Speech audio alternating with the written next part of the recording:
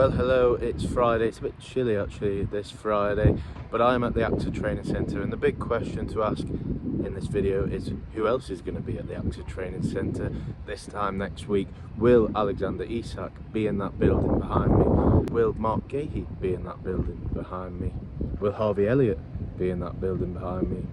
Will Kostas Tsimikas be in that building behind me? And the answer on all four is no, because it's the international break next week. But going forward, will they be in there? And I suppose that is the theme of the day, it's the theme of the weekend. It's been the theme of the last month really, that's all that you guys have been asking me about. It's all that people on the street have been talking about, it's all that my colleague Craig Hope has been talking about as well from the Newcastle perspective. But the big question is, will Alexander Isak be a Liverpool player on Tuesday morning? And I suppose the best thing we can say is it is more likely than it was this time yesterday. It's about, what time is it? It's about 11 AM here when I record. By the time this video goes out, it'll probably be about 2-3 PM in the afternoon, because I've got to A, drive home, I've got B, to write loads of stuff for the website that is probably more pressing than this, and 3, I've got to edit this video. Although, as you guys know, I don't actually bother doing that much. I just trim the end, sometimes take out a few little ifs, buts and ums and coughs in the middle, but that's about it. But Nick Voltemada, I'm not sure of the pronunciation, is in Newcastle as we speak. His medical should be done soon as far as I read. Obviously I have no insider information on that, just what I read and the people I trust. Obviously Craig, who's been the #1 in this saga all throughout, and that has left the door firmly open for Alexander Isak to walk in those doors just behind me. Well, actually he'll be on the other side of the building, the posher entrance as I call it, and you know, sign a contract, do a medical. What needs to happen before then? Well, do Newcastle need to sign another striker? I'm not sure. I said last week or 2 weeks ago, if they get one through the door, especially if it's a good one, then I think that they will sanction a move, and it does seem more and more likely. But Liverpool still need to put the cash on the table. I'm not going to sit here and say that they are preparing 120, 130 million bid, because if they don't, you will all hate me. But I would be surprised if they don't make that play for it in the next day or two. And obviously Marc Guehi as well, not as high profile a name as Alexander Isak, but could be just as important in terms of this season at least, especially when you think of the form of Ibrahima Konate in the first 2 games, when you think of the fact that Virgil van Dijk is 34, not getting any younger, and Konate may not be here this time next year, and the fact that Joe Gomez is a bit injury prone at the best of times, it's fair to say. So that would be a great deal for Liverpool if they can get that one over the line as well. I'm afraid there's a lot of ifs, but what we can tell you on Let's Take It in Turns, the Isak saga, is, as we know, the door is ajar for that move to happen, and I have a sneaky feeling it will happen. I've been waiting to say that all summer on this transfer saga, but it's just the noises around the whole deal in the last 24 hours in particular have been nothing but positive in Liverpool's favour. Now you guys will remember that I said the same on Florian Wirtz about 2 months before it happened. The noises on the Isak one are even louder, and they're getting louder by the minute. By the time I put this video, it might be out of date, because something will maybe have happened. There's a lot going on in this last 3 days of the transfer window. And just if you're a fan of omens, I am off tomorrow and I have plans all day, and normally when I am off and I have plans all day, something big happens with Liverpool. I think back to when when Florian Wirtz, the deal was done. I was in London on a day out, and I didn't have much signal, but I had to scran some signal as I was walking from Euston to King's Cross to try and write up that story. I think back all the way to when was it Ryan Gravenberch signed. I was actually at a comedy night that night. I was desperate to not get my phone out in case the guy picked on me, so I went for a wee to write up Liverpool have signed Ryan Gravenberch. There's loads of instances of that down the years. When they signed Jeremy Frimpong, I was halfway to Devon in the car. I had to annoy Ellie pulling over. Sorry, love, I've got to file this. I don't actually call it love, by the way. And there was another one as well. I think I was on holiday when they signed Kirkes. And I was away when they signed Hugo Ekitike. So that means I'm busy tomorrow. So that means there could be a move tomorrow for Alexander Isak. But it's definitely more than I could at this stage. Will they make that bid in the next 24, 48 hours? We'll just have to wait and see. But I think they have had a little bit of encouragement in the last day or two. And I am expecting a busy day or two in there. I can't see Richard Hughes has got too many plans this weekend. Can't see him arranging to see his mates for a little pint down the local. He's going to be hands on deck trying to get this deal over the line. And then as well, Marc Guehi. Do Crystal Palace let him go? Now he's got them into the Conference League. I think 100% what a servant he has been to Crystal Palace, by the way. A lot of players in his situation, you know, even including Eberechi Eze a week earlier, would not have played when there's so much noise about his future. So absolute credit to him. He played against Fredrikstad away, which is a long way away. Norway, is it? And you know, great player. Been a good servant to the club. Got a great injury record, and he's the captain, of course. So great signing if Liverpool can get that over the line. Will they? Well, again, depends on Steve Parish, but I think that Liverpool will sign at least one of these players before the window slams shut. And I think that if they get both of them, I think there is a genuine case that this is the best transfer window in English football history. Certainly for a top tier club as well. I know, you know, you look further down the pyramid, you sometimes get championship teams signing 15 players in one window and then going on to win the league or get promoted. But certainly for a team chasing the Premier League title, I can't think of too many better windows than this, and I could go through and name a few that are as good.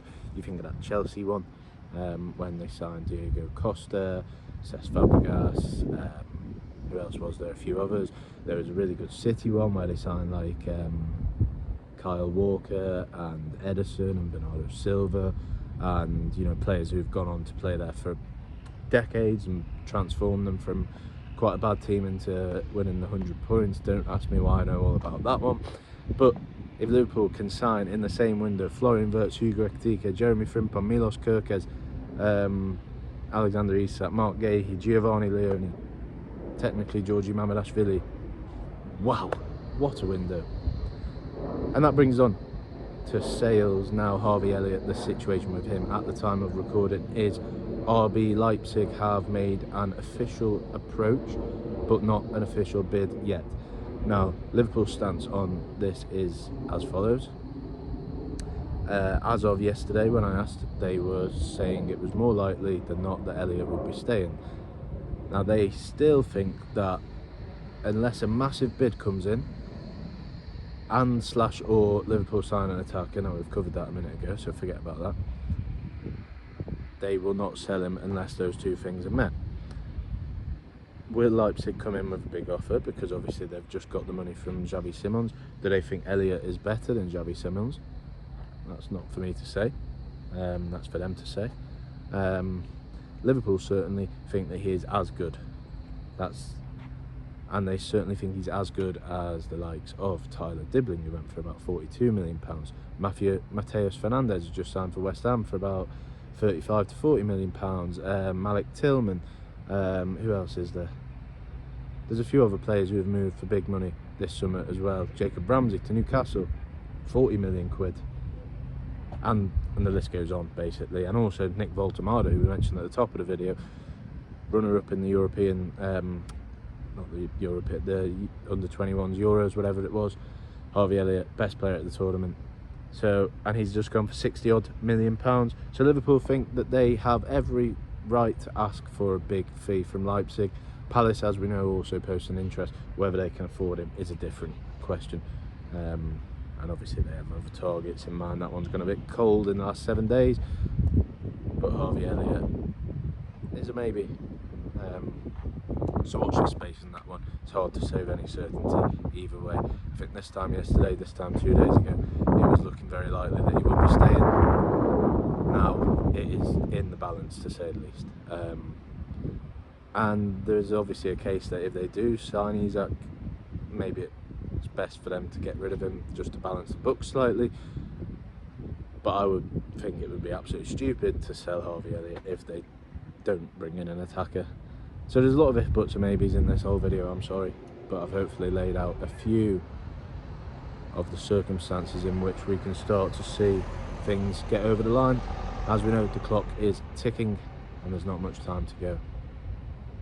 And there's also a massive game to happen in the middle of that. Arsenal at home, Liverpool v Arsenal, first v second last season. The team has finished second, what is it now, 3 years in a row. Will they finish second again? Who knows? I think Arsenal have definitely got stronger in the last 2 months with the signings of Gyökeres, whatever you make of Victor Gyökeres, hooked and stinker, and then a good performance against Leeds, or certainly prolific performance, got his goals. Zubamendi, brilliant signing. Eberechi Eze, inconsistent I think, but on his day, brilliant footballer to watch. If he can bring that consistency, then that's going to only make Arsenal better. So they've made some good signings, the likes of Miles Lewis-Skelly, Ethan Ranieri, Max Dowman, add a little bit of they're only going to get better. So Arsenal, I think, are going to make a serious challenge for the title this season. I've watched both of their games. They looked obviously very good against Leeds. I thought they were lucky against Man United, to say the least. They weren't convincing at all. But I do think they're going to run Liverpool close again this year, as I do think, they're not the only team that are. So to get a win on Sunday would be absolutely massive for Liverpool, especially at home. Would a draw be disastrous? No, because it's 7 points from 9 to start the season, which is okay, but very good. But a win would be huge, and it would send out a statement to the rest of the league as well. Obviously City have dropped points last week, Chelsea only drew the first game. When you think of the title challenges this is, I'm not going to throw Spurs into it, absolutely not. Man United are a disgrace of a club. Newcastle have dropped points in both games. Aston Villa look awful.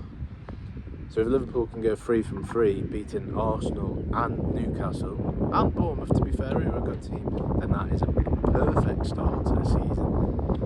In terms of fitness news, Alexis McAllister, as I wrote in my column yesterday, is back in training and should be fit enough to start. Not definitely, but should be.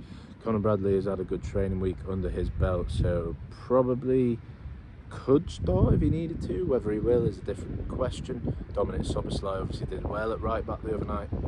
So there's a lot of... In terms of the 11, I would probably say that Szoboszlai does start at right back, and then the rest of the team picks itself.